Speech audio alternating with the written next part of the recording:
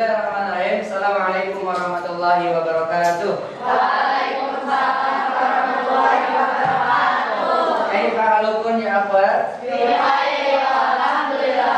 Alhamdulillah. Alhamdulillah alamin. Nahmaduhu wa nasta'inuhu wa nastaghfiruhu wa natubu ilaih. Shalatu wassalamu ala asyrofil anbiya'i wal mursalin sayyidina wa maulana Muhammadin amma ba'd. Ya, alhamdulillah pada pagi hari ini ya Allah takdirkan kita bisa bertemu kembali bersua untuk melaksanakan proses kegiatan belajar mengajar. Ya, sehat semuanya? Sehat. Oke, untuk mengawali pertemuan kita pada kesempatan kali ini, silakan di antara kalian untuk bisa memimpin untuk membaca doa terlebih dahulu. Silakan dipimpin. Musaidatan duaan raditu billahi rabba wa bil islami dina wa bi muhammadin nabiyya wa rasula rabbi zidni ilma warzuqni fahman bi rahmatika ya arhamar rahimin. Assalamualaikum warahmatullahi wabarakatuh. Waalaikumsalam warahmatullahi wabarakatuh. Oke, baik ya. Alhamdulillah kita sudah berdoa. Mudah-mudahan doa kita dijawab oleh Allah Subhanahu wa taala ya. Dan mudah-mudahan Allah mudahkan ya proses pembelajaran yang akan kita laksanakan, dan Allah mudahkan kita untuk bisa menyerap ilmu yang akan kita bahas pada kesempatan kali ini. Oke, baik. Sebelumnya saya ingin absen terlebih dahulu. Ya, Agia, Hadira, Alifia, Ani, oke, Arvira, Anik, Pak Anik, Aniku. Pak Aniku, oke, Asyifa, Aziza, Hadira, Azhara, Hadira, Bilqis, oke, Bilqis, ya, Gaida, Aina Gaida, oke, Hanindia, Karina, Kaila, Kasha, Kaisha, Marsha, Maitsa, Mufida, Nisfa, ya, oke, Raihanu, Raisha, Safira, Sekat, Safira, Siren, Serin, oke, Serin ya, Suci, Syaima, Tazkia. Alhamdulillah hadir semua ya. Tidak ada yang sakit? Alhamdulillah hadir semua. Oke, anak-anak sekalian, tentunya ketika kalian berangkat menuju dari asrama ya, anak kalian tinggal dari asrama, itu rumah kalian. Kalau rumah orang tua kalian jauh, ya, rumah kalian di asrama. Oke, ketika kalian berangkat dari asrama menuju ke sekolah, ya, kira-kira apa yang kalian rasakan dan apa yang kalian lihat selama perjalanan? Jalan.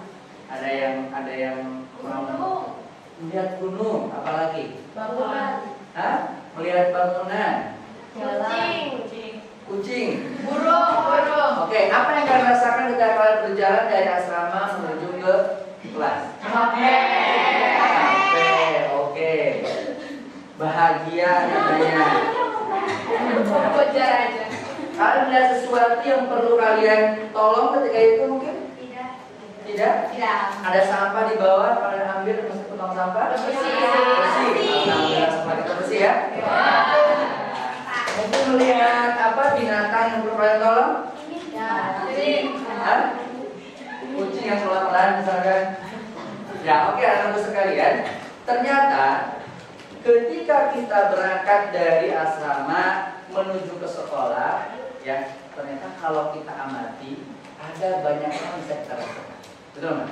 Ya, tadi ternyata melihat gunung yang indah di sana. Indah nggak kalau nonton gunung itu? Kejauhan indah ya. Ya, ketika kita lihat dekat kita nggak tahu. Biasa ada semak pohon dan sebagainya.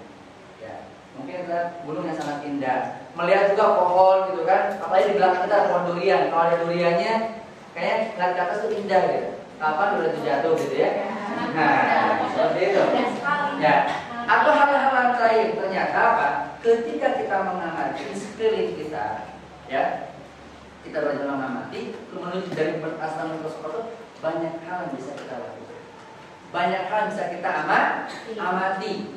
Ya, terlebih, ya tadi mungkin ada juga hal-hal yang perlu kita kita lakukan. Contoh ada sampah di bawah.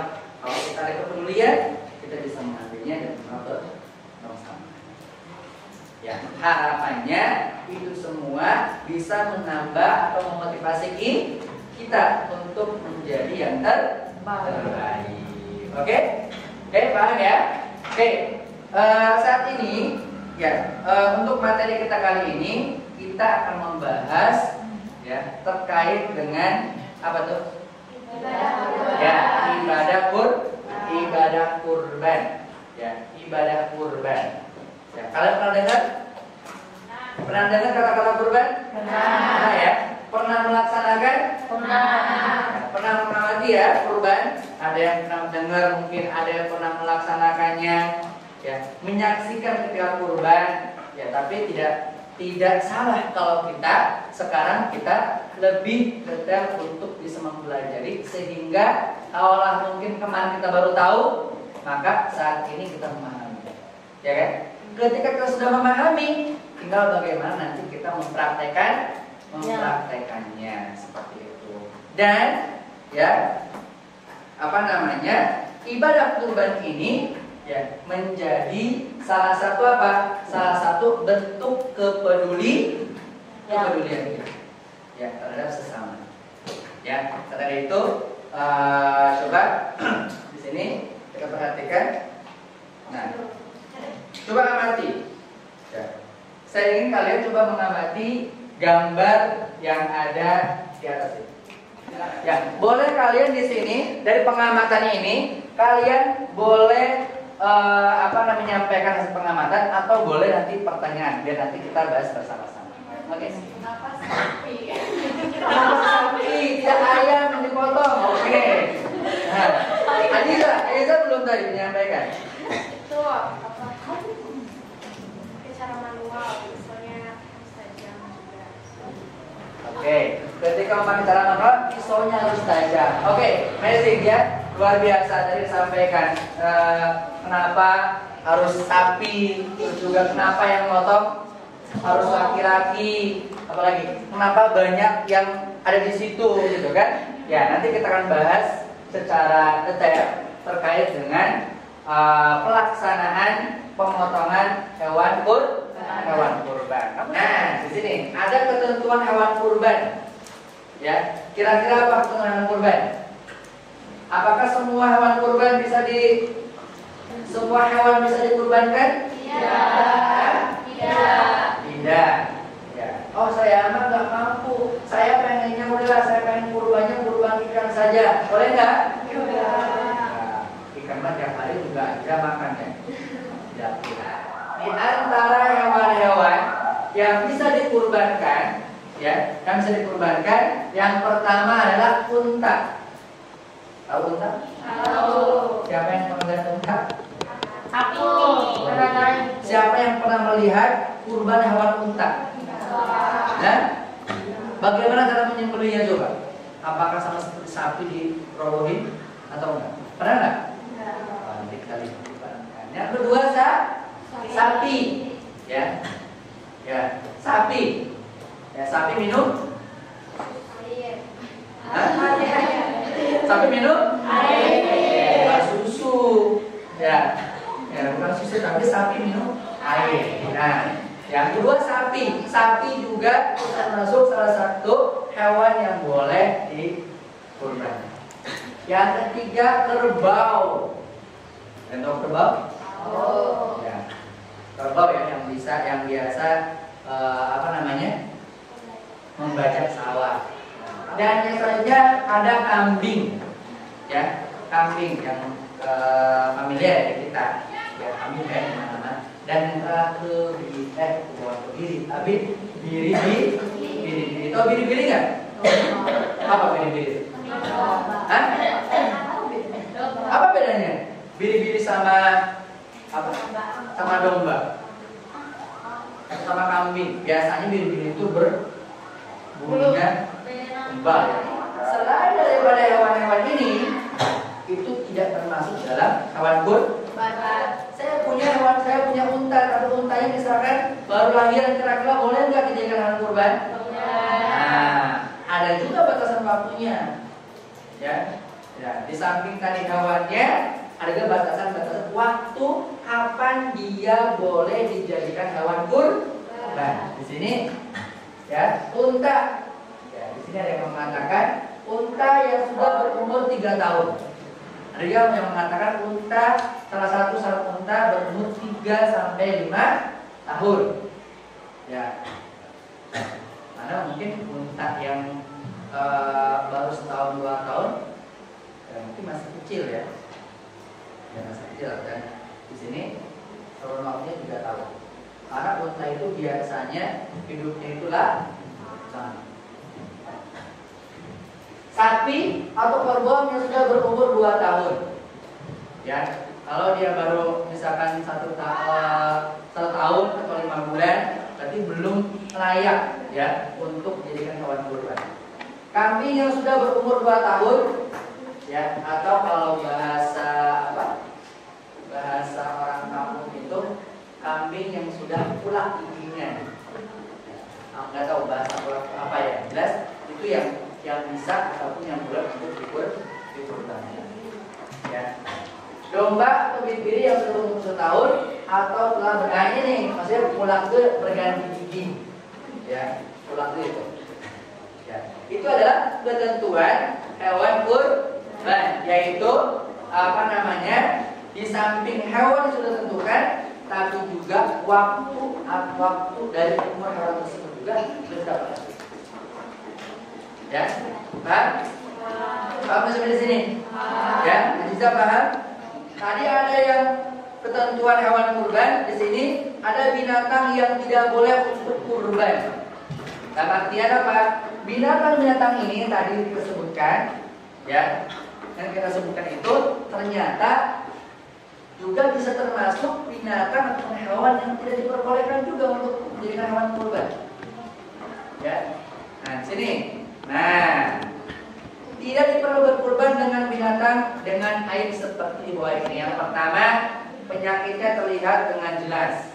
Nah, ketika sapi tersebut atau binatang kurban itu, ya, terlihat penyakitnya dengan jelas, maka itu tidak boleh dijadikan hewan kurban. Paham? Paham ya? Oke. Yang kedua, buta dan jelas terlihat kebutaannya. Kira-kira gimana cara kita mendeteksi hewan itu buta? Nah, ada bentuk hewan, ya. Atau misalnya kita lihat aja, pada orang buta itu mungkin jalan seperti apa? Mungkin dia tuh nggak sama, ya. Nah, buta dan jelas terlihat kebutaannya, pincang sekali, ya. Mungkin si kakinya gitu kan, soalnya pincangnya dia nggak bisa jalan, itu salah satu dia pincang, ya. Sumsum tulangnya tidak ada karena kurus sekali. Nah, ini pun sama, ya. Dikatakan sebagai apa namanya, hewan yang sakit. Inilah hewan-hewan yang awalnya hewan tersebut termasuk hewan yang diperbolehkan untuk berkurban, tapi karena pengecualian ini, ya, mereka yang terjangkit dan penyakit dan sebagainya, sehingga hewan yang tadi tidak termasuk sebagai hewan yang boleh dikurban. Ya, sampai materi sekarang tadi ada pertanyaan? Paham ya? Cukup paham ya? Nah, sampai ke sehingga nanti kalian ketika prakteknya tadi, oh ternyata saya mau berkurban, saya punya hewan, ternyata boleh. Karena bukan termasuk itu hewan yang boleh dikurban. dikurbankan. Waktu penyembelihan hewan kurban adalah setelah sholat Idul Adha. Makanya salah satu keutamaan dari bulan Dzulhijjah adalah adanya kurban. Kapan? Setelah sholat Idul Adha. Tanggal berapa? Tanggal 10 Dzulhijjah. Ya. Tanggal 10 Dzulhijjah. Nih. Dan apa? Dan 3 hari tasyrik. Mungkin hari pertama tanggal 10 ternyata Allah belum kasih kita rezeki. Iya kan? Sehingga kita belum bisa berkur. Oh, ternyata hari kedua, ketiga, ya, hari kedua, ketiga, hari ke-11, 12 dan ke-13 ternyata Allah beri rezeki kita. Kita bisa beli kambing, kita bisa beli sapi misalkan. Ternyata kita masih bisa berkurban. Karena kenapa? Karena waktu penyembelihan hewan kurban itu ada 4 hari. Tanggal 10, 11, 12 dan 13 Dzulhijjah. Ya. Dan hari-hari ini dikatakan hari apa? Hari tasyrik. Ya, itulah ketentuan. Ya, penyembelihan dilakukan pada siang hari atau sore hari. Ya, pada hari-hari tersebut sebelum matahari terbenam pada tanggal 13 bulan Juli. Ya. Ada ketentuan, Pak, boleh nggak kita menyembelih misalkan jam 5:30 pagi? Boleh nggak kira-kira?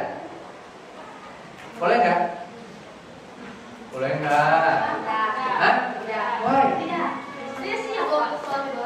Hah? Ya, kalau sholat Idul Adha di tanggal 10, memang tiap hari sholat Idul Adha.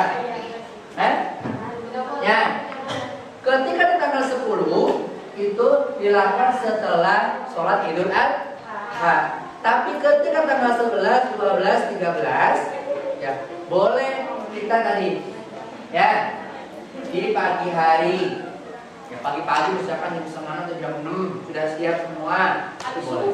Habis subuh boleh, ya habis subuh boleh, ya untuk penyembelihan. Ya, tapi kami dianjurkan di sini, ya supaya supaya leluasa. Ya, paham? Paham ya? Ini ya waktunya. Jadi tidak setiap hari kita bisa melakukan ibadah kurban.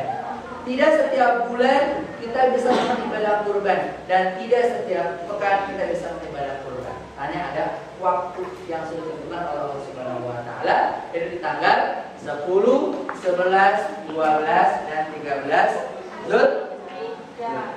Kalian pernah mendapatkan daging kurban? Pernah nggak? Nah, ketika di rumah pernah ada yang ngasih daging kurban? Nah, pembagian daging kurban dibagi kepada fakir dan miskin. Ya, tapi di sini, ya ini adalah yang utama. Tapi kira-kira boleh nggak orang yang kafir, yang nggak fakir, yang nggak miskin memakan daging kurban? Boleh nggak? Boleh. Ya, boleh. Tapi di sini diutamakan lebih dahulu fakir miskin. Karena kenapa? Kalau orang kaya dia makan daging biasa, betul nggak? Betul nggak? Betul. Bisa tiap hari dia punya daging. Ya, daging sapi, daging kambing, daging berdaging-dagingan. Tapi bagi orang miskin belum tentu. Dan bisa jadi mereka mendapatkan daging itu ketika daging kurban. Ya, maka diprioritaskan orang-orang fakir miskin, ya, dalam keadaan masih mentah. Nah, ini yang membedakan. Ya, ada yang pernah dengar akikah? Pernah ya? Ya, akikah sama-sama memotong, ya, memotong hewan, kambing, ya, seperti itu. Nah, biasanya kalau akikah itu daging itu dibagikan ketika sudah masak, ya, digulai. Gulainya ya dikasihkan ke tetangga-tetangga atau ke kerabat-kerabat. Ya, itu akikah. Tapi daging kurban dibagikan dalam keadaan mentah. Ya, dalam keadaan mentah. Ya, apabila orang yang berkurban, ya mendaki. Nah, kira-kira tadi, ya kita berkurban, boleh nggak kita meminta daging kurban itu? Boleh, tapi tidak melebihi dari berapa? Sepertiga. Wah, saya mau apa? Saya misalkan kurbannya kurban sapi ke panitia, boleh dong saya minta paha atas misalnya. Karena saya mau bikin, kalau sekarang itu lagi apa namanya? Nanti saya mau bebekian dengan teman-teman misalnya. Ya, berbarbeque. Atau saya mau tulang iga, pengen tulang iga nanti dibakar. Pernah kan kalian? Pernah nggak kalian ketika ke rumah makan itu apa menunya itu apa? Iga bakar misalkan. Wah, saya mau dibakar, mau iga mau dibakar, boleh. Ya, asal apa? Asal jangan apa? Udahlah, saya mau berkurban nih. Saya kurbannya misalkan 1 ekor kambing. Tapi nanti selain kepalanya saya mau ambil semua. Itu yang tidak boleh. Ya, hanya sepertiganya yang bisa kita ambil untuk si perkurban. Ya, ini dia hikmah pelaksanaan kurban. Nah, sih Pak, kira-kira apa kira-kira hikmahnya sih Pak? Sayang Allah. Apalagi tadi siapa? Tadi saya baru ada Siva, Ajiza, Agia, Ani. Itu Pak Anum. Apa kata Anum?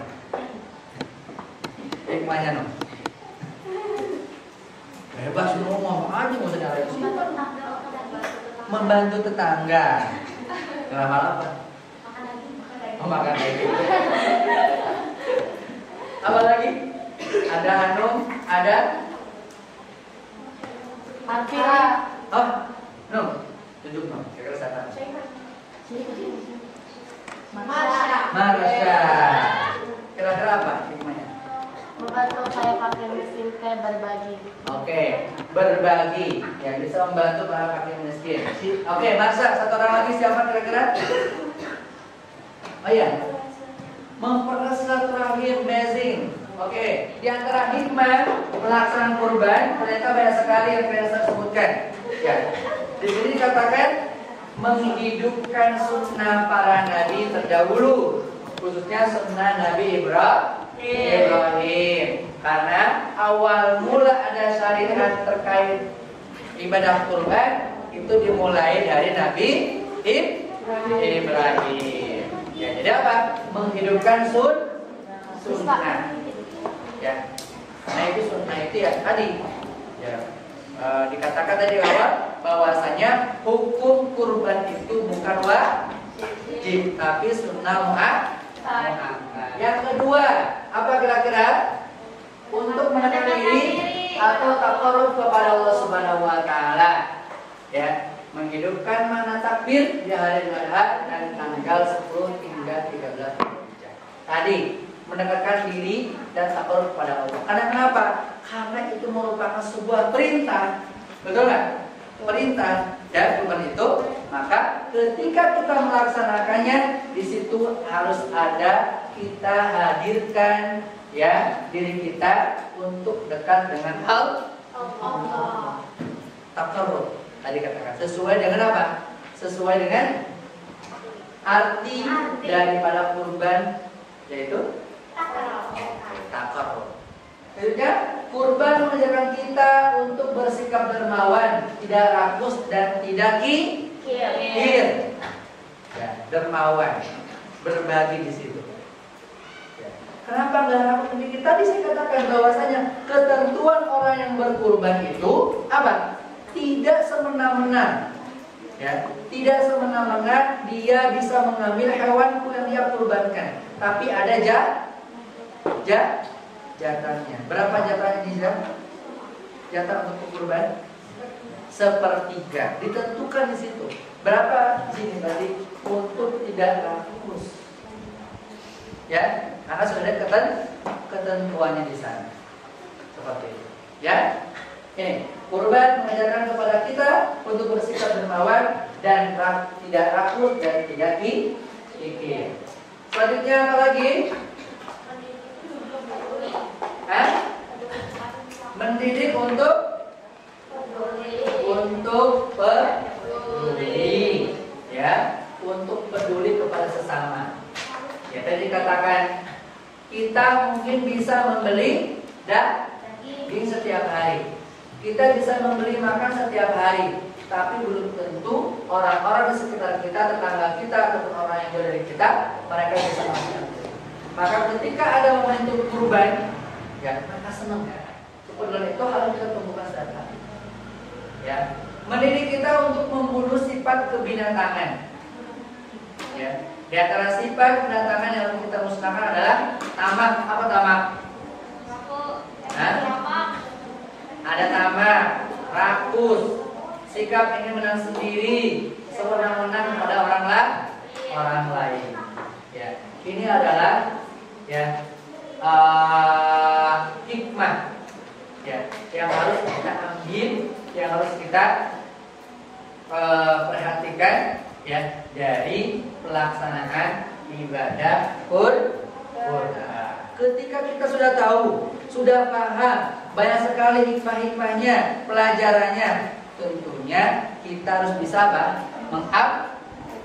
Mengaplikasikannya, termotivasi. Pernah dengar nggak kalian? Pernah dengar nggak? Ada beberapa anak kecil, ya, anak kecil pernah lihat di berita. Satu kelompok anak-anak kecil ya, yang ia menyerahkan hewan kurban ketika malam Idul Adha. Ada anak kecil, dia masih kecil, umurnya belasan tahun seperti kalian ya, seperti kalian ya. Ketika pada malam Idul Adha, mereka berbondong-bondong menyerahkan hewan kurban kepada panitia. Ternyata mereka sudah mempersiapkan, mereka punya komitmen. Kata mereka ketika mungkin ya, ketika mereka kumpul, pokoknya bagaimana nanti ketika Idul Adha kita bisa berkurban dengan cara mereka menabung sesuatu, dengan cara mereka menyisihkan uang jajannya, ya. Dan ketika masuk ataupun mendekati Idul Adha, ya mereka sudah siap dengan uang yang akan mereka belikan hewan kurban. Kira-kira keren nggak? Bagus kan seperti itu? Jadi tidak mengandalkan dari orang tuanya, tapi tadi.